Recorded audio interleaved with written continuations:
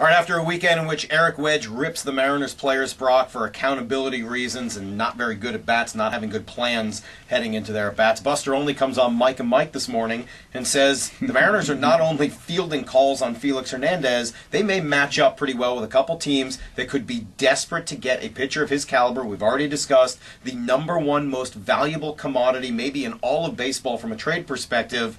Should they very seriously be considering thinking about trading Felix Hernandez? And a couple hours on the show really devoted to that topic today. You can find it all in the link below. What would you say, Mike? What would you say the consensus, the pulse? Because we really took a lot of calls. We brought you into this conversation. The pulse today was what? The pulse is probably 70-30, maybe 80-20 against trading Felix Hernandez, but that makes sense. Yeah. A lot of people just assume you're going to trade Felix and not get anything back, and that's not the idea. The idea here is to build a team that is closer to winning a World Series, and Felix Hernandez is that valuable. You could bring back 4, 5, 6 trade chips, Brock, that could really set you up for the future, and you could bring back a big-time bat. You could bring back some extra arms. You're not just giving Felix away because he had a couple of bad starts. You're talking about trading to build for the future. Yeah, I think the reason there's a 70% is that key word there, could. These guys could. And the potential. And potential, Chuck Knox, I always say this, potential was a coach killer. You just don't know versus the known.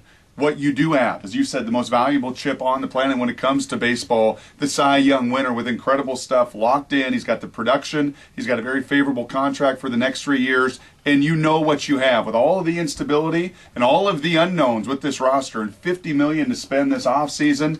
Well, he is a known commodity. You take those calls. You have to do your due diligence. You must listen. But I think right now, as we sit here today in this situation, I don't think I could pull that trigger. Well, I'm not saying you do it today, and certainly you'd want to wait and wait and wait, and July 31st is going to be your trade deadline for this year to get somebody good and desperate. But, Brock, as much as we know who Felix Hernandez is, we also know how many wins it actually adds to this team. Guy only wins 13 ball games last year, despite one of the most dominating seasons we've ever seen from a pitcher. The offense isn't any better this year, and it comes down to this central question.